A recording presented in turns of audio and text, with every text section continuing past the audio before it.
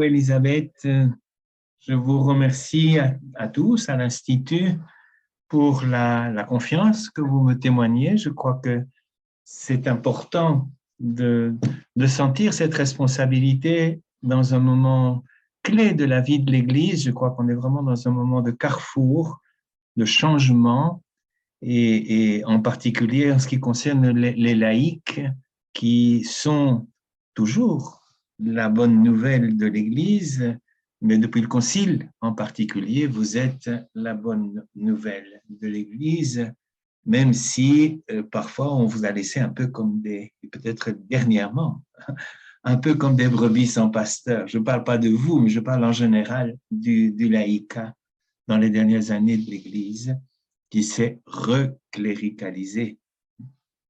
Merci aussi à Elisabeth pour tous les éclairages que vous m'avez donnés sur l'Institut, parce qu'en fait, je ne le connaissais pas du tout, mais je suis très, très heureux d'y avoir été un peu initié, et j'espère que la manière d'aborder la question de l'autre chemin, marchons ensemble sur un autre chemin, vous pourrez le relire à partir de ce qui est spécifique de votre vocation de baptiser, notre vocation de baptiser, parce que nous sommes définitivement tous et d'abord et de manière privilégiée les baptisés. Je crois que le drame du cléricalisme, c'est de croire qu'on n'est plus baptisé une fois qu'on est clerc.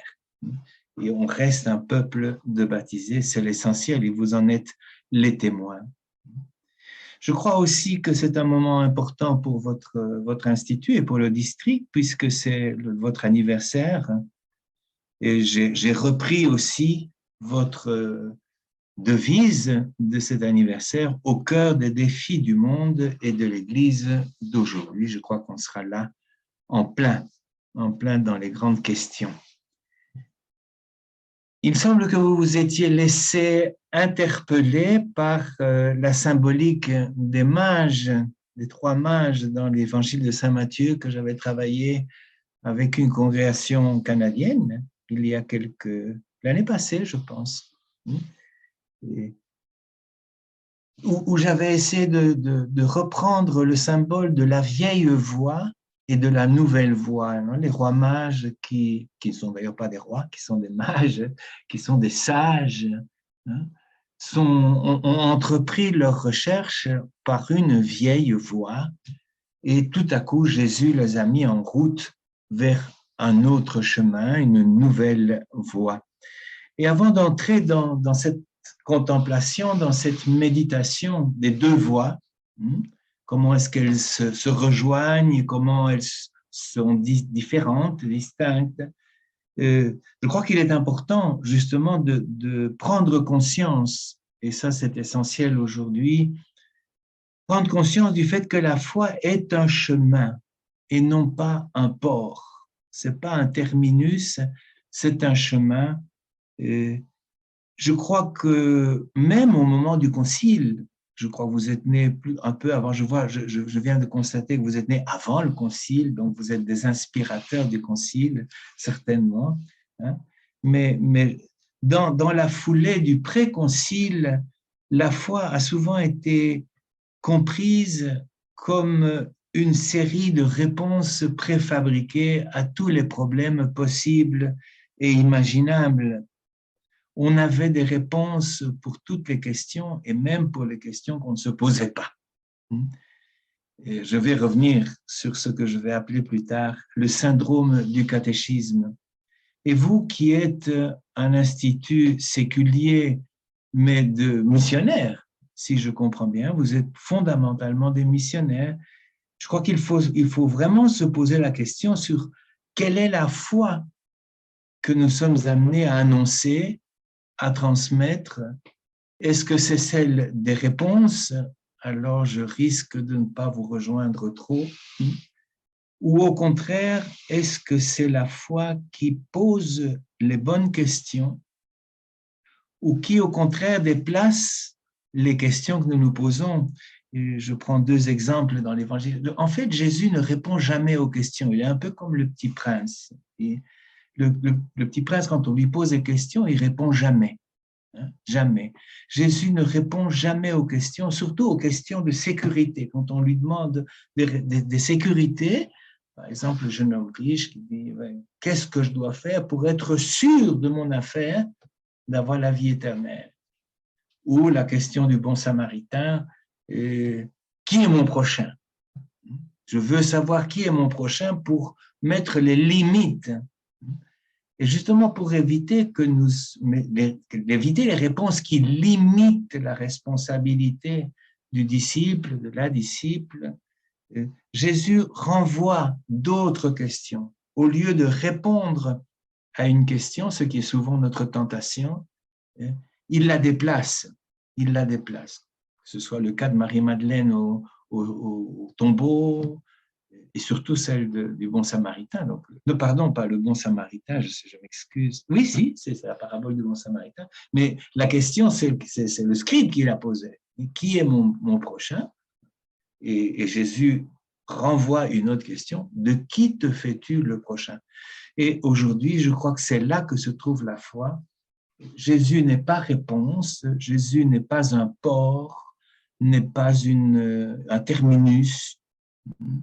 C'est pas un lieu de sécurité. La foi, c'est pas la sécurité. J'aurais même l'impression aujourd'hui que être croyant, c'est ce qu'il y a de moins sécurisant dans le monde d'aujourd'hui.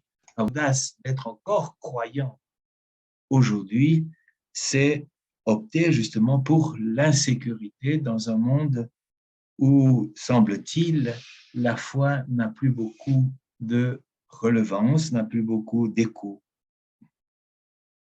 Bien, donc Jésus, chemin, vérité et vie, j'aurais envie de paraphraser cette expression de Jésus, de l'évangile de Saint Jean, Jésus comme chemin de vie où l'on fait ensemble la vérité. Donc l'autre chemin, c'est un cheminement permanent. Je crains qu'on n'arrête plus de marcher pendant très longtemps, peut-être pour toujours. Nous sommes des marcheurs, des chercheurs pour toujours. Il ne faut plus avoir d'illusion que nous allons trouver à un moment donné une auberge. Donc, chemin de vie qui nous conduit à faire tous ensemble constamment la vérité. Voilà, c'est un peu la condition pour entrer dans la réflexion que je vous propose maintenant. Un premier focus, si vous voulez, une première centration. Qu'est-ce que l'étoile des mages dit à Voluntas Dei? Qu'est-ce que signifie l'étoile des mages pour votre famille de disciples?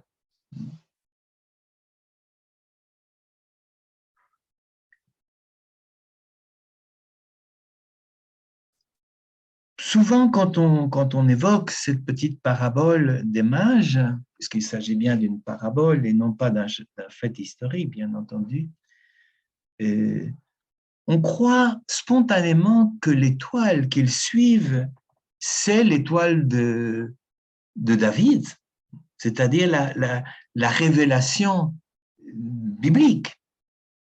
Que l'étoile, c'est cette étoile de David, cette étoile biblique qui les attend à Jérusalem. Mais en fait, je pense que c'est une erreur. L'étoile, c'est leur propre référence éthique, culturelle, religieuse, spirituelle. Ils suivent leur propre tradition dans la nuit de leurs doutes et de leurs questions. Ce sont des sages, donc ils ont tout un bagage spirituel, éthique, culturel, mais ce sont aussi des chercheurs, ce ne sont pas des sages qui sont arrêtés dans leur sagesse ou dans leur dogme ou dans leur savoir. Ce sont des gens de la nuit, sinon ils ne verraient pas l'étoile. On ne peut pas voir d'étoile si on n'est pas dans la nuit. Et je crois que ça déjà pour nous c'est très important. Quelle est notre étoile dans la nuit qui nous concerne aujourd'hui, dans la nuit de la postmodernité, dans la nuit de la société d'aujourd'hui et de l'Église? qu'est-ce qui nous guide? C'est le fond de notre propre tradition et de notre propre sagesse, mais non pas comme une sécurité, mais comme un guide. L'étoile est un guide, elle n'est pas une sécurité.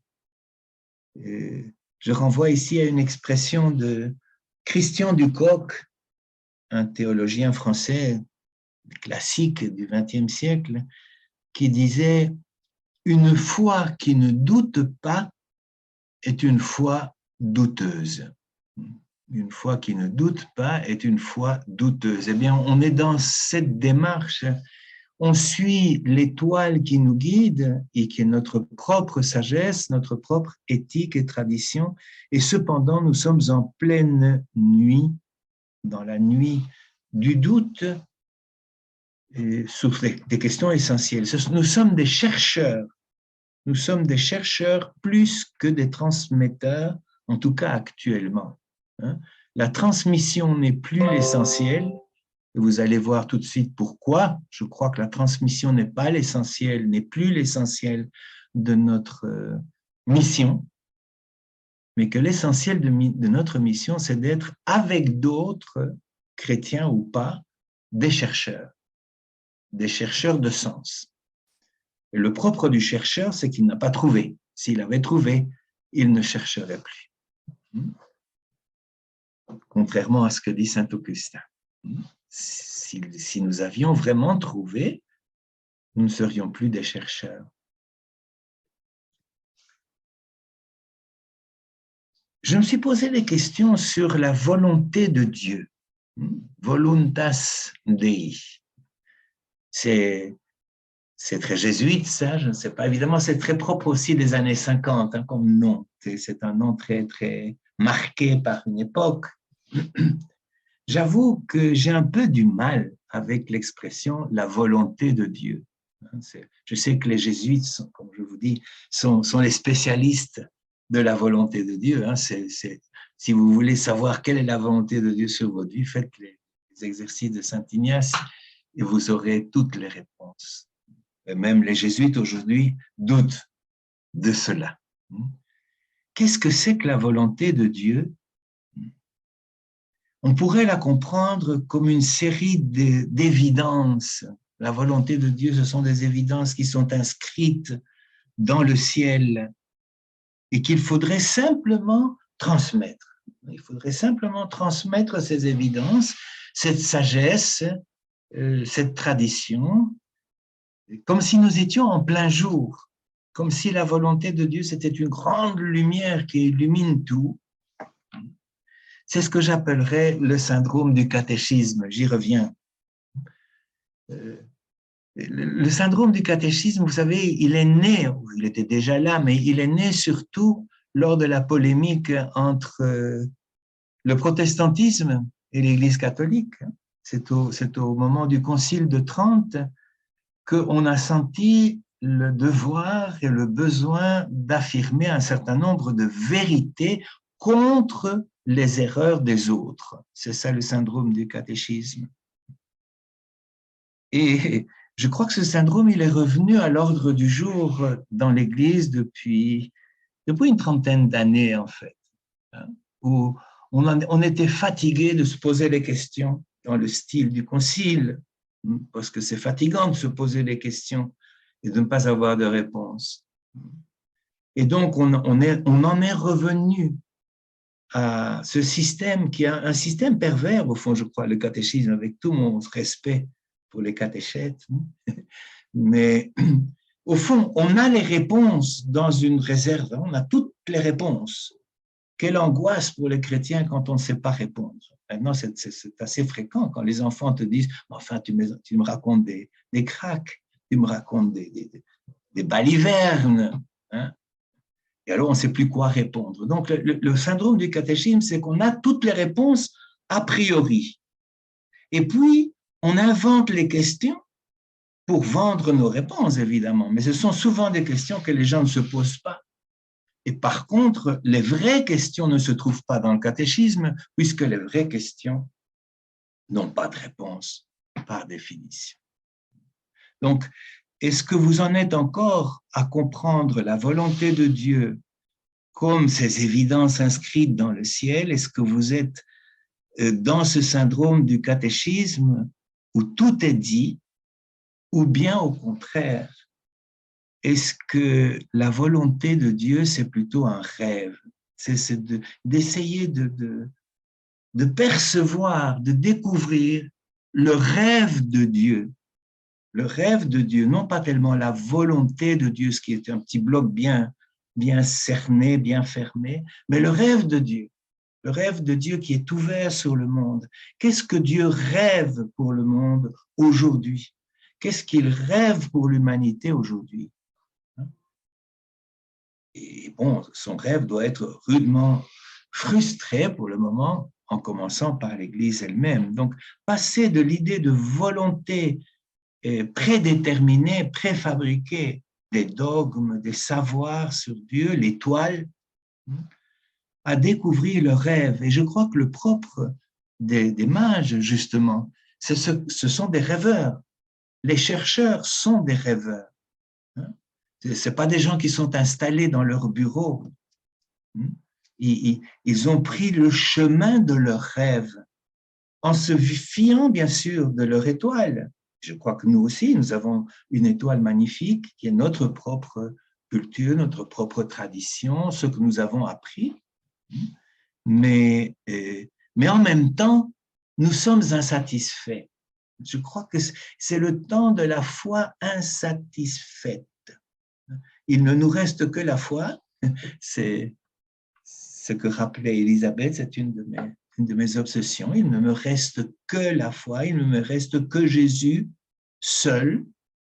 Revenez quand Jésus descend du Tabor, l'Évangile dit il n'avait plus que Jésus seul, tel qu'il est. Donc, c'est ma foi comme le risque d'un rêve. Les mages étaient des gens fondamentalement insatisfaits. Pour ça, ils étaient croyants. Le croyant est un insatisfait. Si nous étions satisfaits, nous ne serions plus croyants. Bien. Donc, ce qu'il nous faut chercher, c'est le rêve de Dieu. Et c'est ce rêve qui est un risque. Jésus, par exemple, que Dieu avait un rêve avec Marie. Il avait un rêve avec Marie. Mais elle aurait pu dire non. Je crois qu'elle aurait pu dire non. Si elle avait dit non, son rêve, il était frustré. Et c'est ça le risque du rêve. La volonté, elle est mise dans sa petite boîte. Le rêve de Dieu, c'est le risque de cheminer dans la nuit, dans le désert, de se tromper de chemin ou de ne pas trouver d'auberge. C'est ce qu'on va voir tout de suite. Donc, l'étoile des mages, de ces chercheurs insatisfaits, de ces êtres de foi, mais insatisfaits de leur discours, cette étoile des mages les conduit à une double impasse. Et je crois que cette double impasse, elle est la nôtre aujourd'hui aussi. Ils arrivent à Jérusalem, ils croyaient que Jérusalem, c'était le lieu où on trouverait les réponses. Un peu comme nous avec l'Église. Je crois que beaucoup de gens pensent que l'Église, c'était le lieu où on pouvait trouver les réponses. Je crois que pour le moment, on se trouverait un peu dans la même situation que les mages à Jérusalem. L'édifice est par terre. Au Canada, vous vivez ça très fort, mais on est en train de le vivre partout, partout, partout. L'édifice est démoli. La structure institutionnelle de l'Église est démolie. Et ça, c'est la première impasse que rencontrent les mages. Ils pensaient trouver une réponse spirituelle à leur recherche et ils rencontrent un système corrompu et décadent. Le roi Hérode qui commence à paniquer devant l'hypothèse d'un concurrent, le roi des Juifs, et le clergé du temple qui les renvoie à une réponse préfabriquée, justement, une réponse de catéchisme. Mais le Messie, il doit naître absolument à Bethléem. parce qu'il est le descendant de David, etc. Ce qui fait peur à tout le monde. Heureusement qu'il y a un ange qui accompagne les mages et qui leur dit attention, attention, attention. Ce lieu que tu croyais être le lieu de la réponse, il est piégé. Ne retourne pas par ce chemin-là. Donc, ça, c'est une première impasse. Jérusalem, l'Église comme structure actuellement, n'est pas le lieu de la réponse non plus. Mais bon, ils cheminent et ils vont vers Bethléem et ils rencontrent une seconde surprise, une seconde impasse. Il n'y a pas de place pour le Messie à Bethléem. Ce Messie qui doit être fils de David, de grand prêtre, selon les calculs du clergé de Jérusalem, eh bien, il n'a pas trouvé de place dans l'hôtellerie. Heureusement d'ailleurs. Heureusement, c'est parce qu'il n'a pas trouvé de place, il le savait probablement, qu'il est né dans la périphérie. Il est né dans les campagnes, en dehors. On pourrait dire que c'est le Messie du non-Bethléem, en dehors des sentiers battus, en dehors des dogmes, en dehors de ce qui est prévu par le système. Il y a vous allez peut-être vous offusquer de ce que je suis en train de dire, alors je vais essayer de me justifier par un texte fondamental de Saint Jean, qui est les noces de Cana. Vous savez, les noces de Cana, c'est un magnifique épisode avec tout chargé de symbolisme. Quand Marie dit à Jésus, ils n'ont plus de vin, ils n'ont plus de vin. C'est qui n'a plus de vin? C'est évidemment les mariés, probablement. Mais ça, derrière les mariés, pour Saint Jean, c'est tout le système de l'Ancien Testament qui arrive à être sans vin. Ils n'ont plus le dynamisme, ils n'ont plus la capacité de faire la fête du royaume. Donc, voilà. Donc, on est dans un moment de on n'a plus de vin dans notre système de réponse. On n'a plus la capacité de faire la fête avec le monde. Et donc, ça, c'est la seconde surprise. Ils ne vont pas trouver le Messie là où il aurait dû naître, mais en dehors, dans les périphéries de l'histoire et même dans la périphérie de la foi. Il ne naît pas là où il aurait dû naître quand même. Dieu ne suit pas les règles du jeu.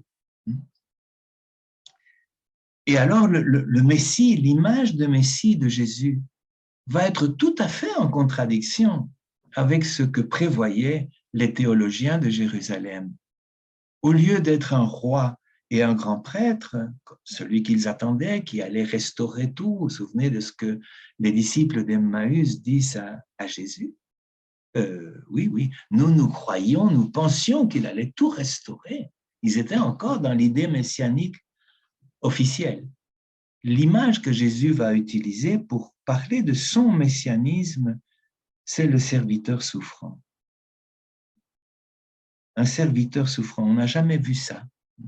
Le Messie comme un pauvre, comme un exclu, comme un périphérique. Voilà, ça c'est ce que j'avais envie de méditer avec vous à propos de l'étoile qui conduit Voluntas Dei. Vers où nous conduit-on?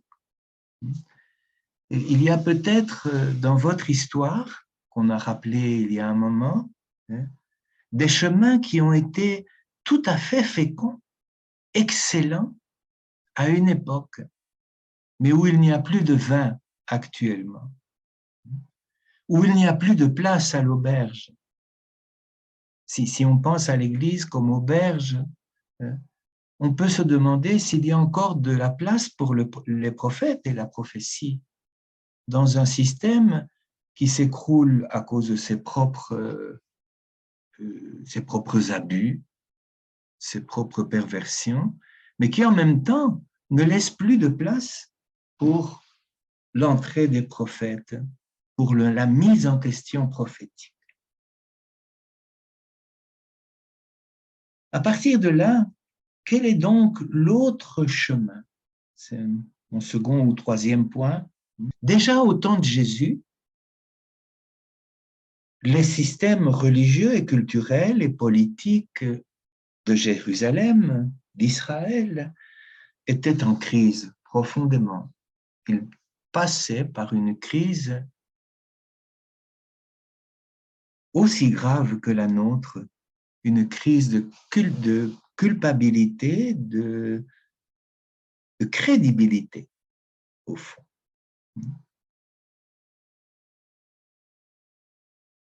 La vie de Jésus, le témoignage de Jésus, la parole de Jésus était comme le dévoilement de la corruption et de la perversion du système. C'est intéressant de voir la communauté de Jésus, la première communauté évangélique, était composée de toutes sortes de gens, des terroristes, comme par exemple Simon le Zélote, des pharisiens, des publicains. La seule catégorie qui n'entre pas dans la première communauté, c'est les prêtres, les sadducéens. Je crois que la parole de Jésus fut une mise en question radicale du système religieux et politique de son temps, et c'est pour ça qu'on l'a exécuté, certainement. Au contraire, Jésus se présente comme le chemin, la vérité et la vie. Et le chemin autrement, l'autre chemin, c'est peut-être le même, mais autrement. C'est peut-être en revenir à Jésus sans fioriture, à Jésus qui n'est plus enfermé et confisqué dans le syndrome du catéchisme. L'autre chemin, c'est encore Jésus sans glose, le Jésus tel qu'il est. Et voilà, nous sommes ramenés à l'origine de notre foi, à ce qui est la racine de notre cheminement, Jésus lui-même, sans glose et peut-être même sans étoile. Il y a un autre personnage, ici je vais situer deux personnages de l'Écriture qui pour moi sont profondément inspirants actuellement. Je viens de terminer un nouveau livre qui s'appelle « La nuit de Nicodème ». La nuit de Nicodème. Et je pense que Nicodème va trouver Jésus la nuit alors qu'il est un des maîtres d'Israël. Jésus va le lui dire, c'est un des grands théologiens de son époque. Et pourtant, il est profondément insatisfait. Il ressent l'urgence d'une autre naissance. Une autre naissance. À un moment donné, il est tenté, comme nous aussi d'ailleurs, de retourner au ventre de sa mère. Comment est-ce qu'on peut retourner au ventre de sa mère? Je crois que depuis une trentaine d'années dans l'Église, on fait des efforts inouïs pour rentrer dans le ventre de notre mère. C'est-à-dire retourner à des vieux chemins bien connus et bien balisés. Tous ces courants néoconservateurs, je crois, de l'Église, sont comme cette espèce de tentation de retourner au ventre de sa mère. Mais non, Jésus dit, il faut naître à neuf. Il faut naître à neuf et il faut revivre l'expérience de son baptême. Il faut renaître à partir de Jésus. C'est comme si nous étions de nouveau au point zéro de la foi. Quand Jésus a commencé à parler au bord du lac, à Capharnaüm, ceux qui le rencontraient, ceux qui l'écoutaient, ils ne savaient rien de lui, ils ne savaient pas qu'il était le Fils de Dieu, qu'il était le Messie, ils ne savaient rien. Ils étaient au point zéro de la foi. Et je me pose souvent la question aujourd'hui, est-ce que nous ne devrions pas retourner à cette séduction naïve, cette séduction originaire Ils ne savaient pas qu'il était le Fils de Dieu, ils ne savaient pas qu'il était le Messie, mais ils étaient fascinés par sa présence et par sa parole. C'est ce que j'appelle le point zéro de la foi. Et un autre personnage qui me conforte dans cette ligne, c'est évidemment Abraham. Je pense que nous sommes dans un temps abrahamique. Quand je repense à Abraham, tout allait bien pour lui. Tout était bien, il avait ses propres dieux, il avait sa propre étoile. On n'a pas de raison de douter que les dieux d'Abraham étaient des dieux bons, qui lui servaient, qui étaient utiles. Et puis tout à coup, l'autre Dieu, le nouveau Dieu, on pourrait dire entre guillemets, fait éruption dans sa vie. On ne nous dit pas très bien comment il fait éruption. C'est tout un chemin intérieur d'Abraham. Et cette éruption du Dieu nouveau est tellement irrésistible qu'il abandonne tout.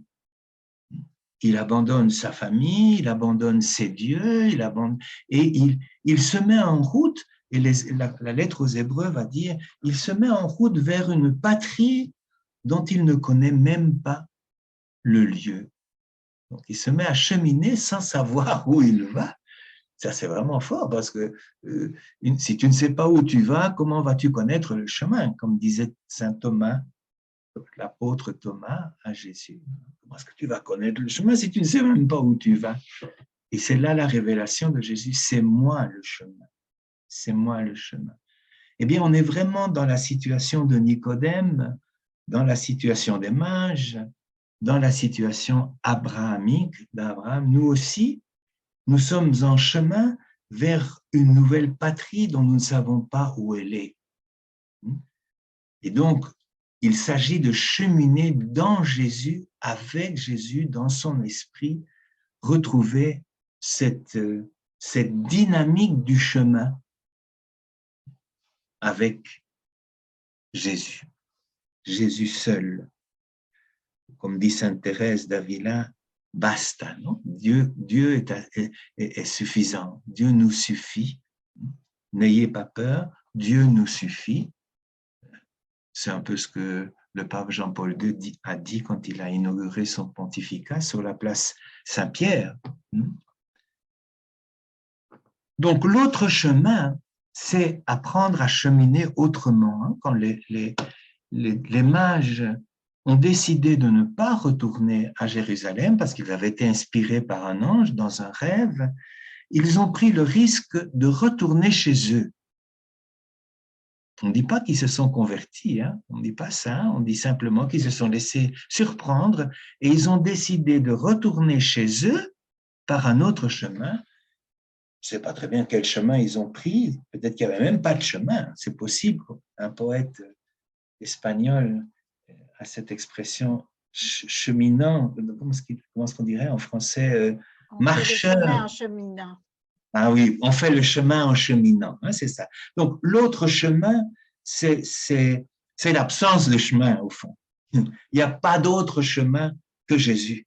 Et ce Jésus, avec qui on chemine dans son évangile, dans sa proposition du royaume, c'est lui qui se fait au fur et à mesure. Et peut-être que la patrie, elle est aussi en train de cheminer avec nous. Le royaume, ce que nous appellerions le royaume, le royaume, il est en train de se faire, c'est ce que disaient les évangiles de ces derniers jours à l'Eucharistie. Il est en train de cheminer avec nous. La patrie, le royaume est en train de surgir en cheminant. Et bon, je suppose que ces pauvres mages, en cheminant de cette façon, ils ont rencontré des abîmes, des éboulements. Ils ont dû s'arrêter pour creuser, pour ouvrir, pour s'assurer. Ils ont dû attendre que l'aube arrive pour pouvoir continuer à marcher, sinon ça aurait été trop dangereux. Peut-être que nous en sommes là aussi. Il faut peut-être attendre que l'aube arrive. Elle va arriver puisque c'est Jésus. Elle va arriver. Mais il faut peut-être parfois arrêter de marcher pour rester dans cette intériorité qui met des questions sur le terrain. Je termine, vous allez me dire tout ça, c'est un peu poétique, Et à quoi ça nous conduit, nous, cet institut que vous formez depuis tellement longtemps, hein, qu'est-ce que ça implique pour nous, cet autre chemin? Et je voudrais pour ça en revenir au concile. Donc je laisse l'écriture, je laisse l'image des mages, de Nicodème, d'Abraham, et j'en reviens à notre histoire récente, ou relativement récente, parce que pour des jeunes, le concile, c'est aussi loin que le Moyen-Âge. Enfin, voilà. Je voudrais réinterroger le concile avec une question, ou une triple question. Est-ce que le concile est inachevé, comme on dit souvent, c'est inachevé, il faudrait encore le terminer, ou est-ce qu'il a été oublié en chemin? C'est possible. Je crois qu'en tout cas, tout un secteur de notre Église a voulu l'oublier, certainement.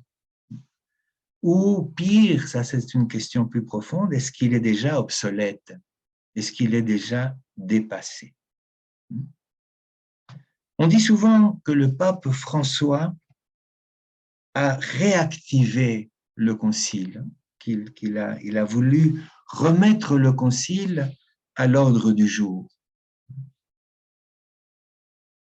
Mais souvent, je le vois très seul, ce pauvre pape François. On lui met des bâtons dans les roues constamment et lui, courageusement, continue sa route. Je suis, moi, très impressionné par sa cohérence.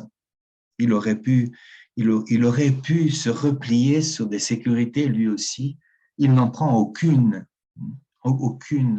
Il est d'un courage exemplaire, même si parfois on voudrait qu'il en ait encore plus. Non? Quand il est allé chez vous dernièrement au Canada, malgré ses problèmes de santé, je crois qu'il a été admirable, mais on aurait pu attendre encore plus. Parce qu'il tire le boulet, justement, de Jérusalem, enfin, du système qui dit non à la prophétie. Je reprends les trois questions. Je crois que les grands défis du Concile, eh bien, ils sont inachevés, oui. Il y a des choses merveilleuses du Concile qui sont restées en plan, qui ont été bloquées d'une certaine façon. Je pense par exemple tout le thème de la réconciliation avec le monde. C'est peut-être la chose essentielle du Concile, cette réconciliation avec le monde. C'était la réconciliation avec la modernité. Je crois que le Concile, il a été trop optimiste, au fond, beaucoup trop optimiste. Et au moment où il se réconciliait avec la modernité, avec la science, avec l'athéisme, avec toutes ces choses de la modernité, est arrivée la post-modernité, où au contraire, toutes ces choses sont entrées en crise. Quand nous regardons maintenant, par exemple, la politique, nous nous rendons compte que le système démocratique est en pleine crise lui aussi, pratiquement partout dans le monde. On est habité par des tentations partout d'autoritarisme.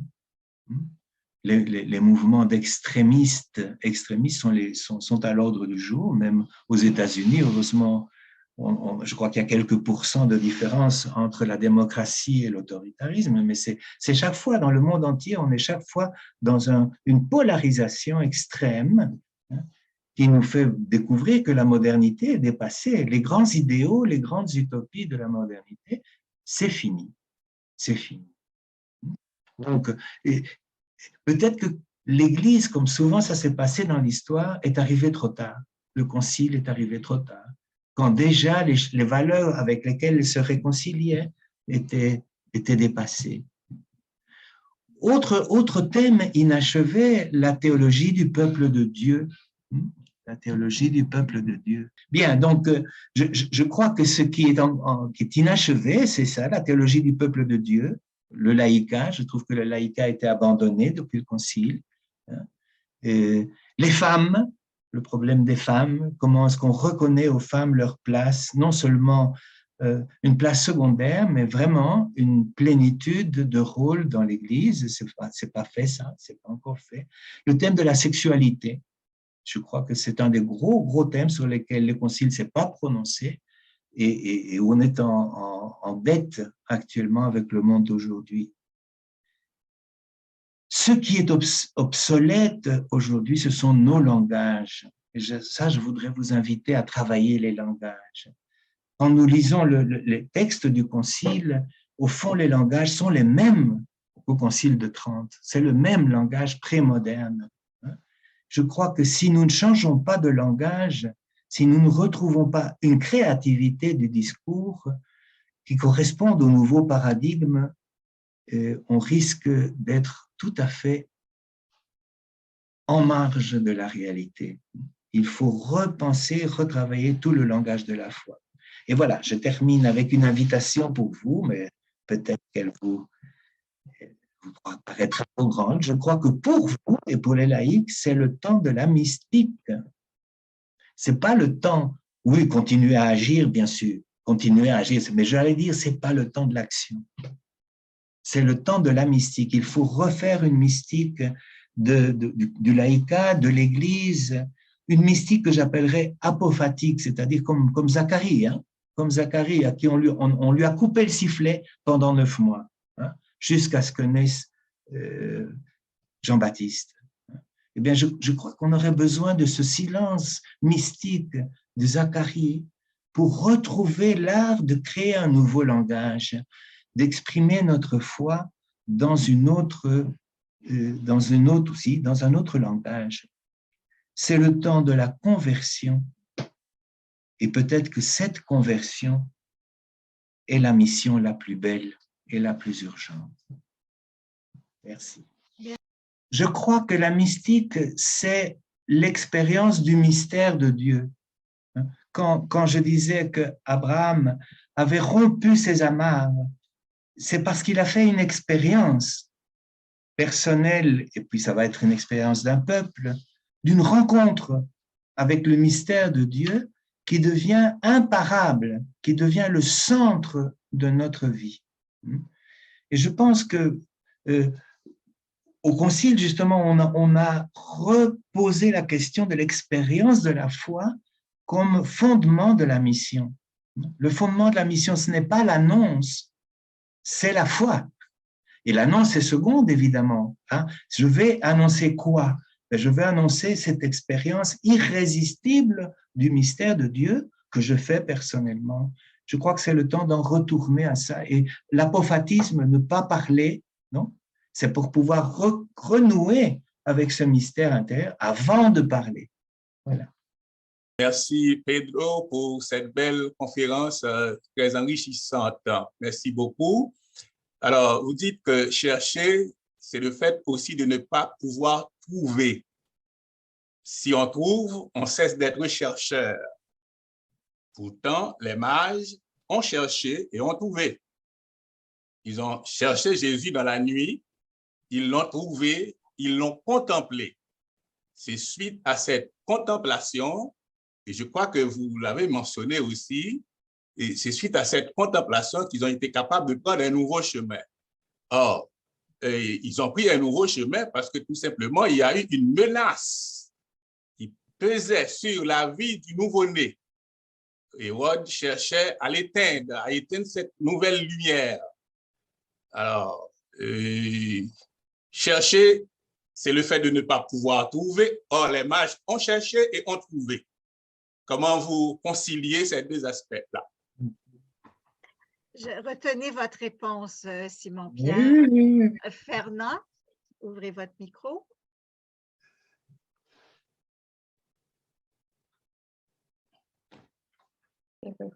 Okay. Bon, concernant le laïcat, actuellement, notre Église n'est pas très forte à inviter les gens, disons, à prendre conscience que Dieu est présent partout et que l'Eucharistie est un moment de rassemblement autour de lui. Est-ce que le laïcat doit se comprendre de cette façon-là ou devons-nous en voir un autre? J'aimais beaucoup le commentaire, le premier commentaire, ils retournent chez eux. Hein, ils retournent chez eux. Et je vais faire un lien entre se retourner chez eux avec la question sur chercher et trouver à propos des mages. Hein. Ils retournent chez eux avec tout le bagage de leur tradition. Mais en même temps, cette tradition devient ou s'ouvre à quelque chose d'inédit. Quelque chose d'inédit qui n'était pas dans leur tradition. Ils retournent chez eux avec leur mallette, leur bagage spirituel, hein, mais ils vont retrouver leur maison tout à fait différemment. Ils vont rentrer dans la même maison, mais ils vont s'y situer de manière nouvelle avec des choses qui n'étaient pas dans leur étoile. Et donc, c'est très important pour votre mission aussi. Il ne s'agit pas seulement de retourner avec une bonne nouvelle, il s'agit d'être prêt à réorganiser la maison d'une autre façon, hein, avec d'autres priorités peut-être, par exemple celle de la mystique avant l'annonce, la mystique comme source de l'annonce, hein, et non pas l'obsession de l'annonce, en tout cas pour un temps. Hein, pour un temps. Alors, les mages, ils ont trouvé, mais pour ça que j'ai souligné, ils ne se sont pas convertis. Ils auraient pu demander le baptême, hein, dans notre langage. Voilà, on a trouvé. Ils auraient pu rester avec Jésus, être les premiers disciples. Et non. Ils ont continué à chercher. Mais ils ont continué à chercher sur un autre chemin. Et l'autre chemin, c'est Jésus. Ça, j'ai souligné beaucoup. C'est Jésus l'autre chemin. Et même un chemin, on ne sait, bon, en tout cas dans le cas d'Abraham, dans le cas des mages, peut-être qu'ils savaient où ils allaient, mais Abraham, il ne savait pas. Il savait pas. Donc, il découvre non pas une réponse, mais une lumière nouvelle qui les met en route vers quelque chose d'inconnu. Et donc, trouver et chercher, au fond, la phrase de Saint Augustin, elle correspond à ce que je vous dis. Hein. Tu ne me chercherais pas si tu ne m'aurais pas déjà trouvé, mais tu me trouves, il faut encore que tu dois encore te mettre à chercher. Hein, je ne me rappelle plus l'expression exacte, mais chercher et trouver dans la foi, c'est la même chose. Curieusement, c'est Jésus-Christ. C'est Jésus-Christ. Voilà, donc, d'accord, ils ont trouvé, mais c'était un chemin, ce qu'ils ont trouvé.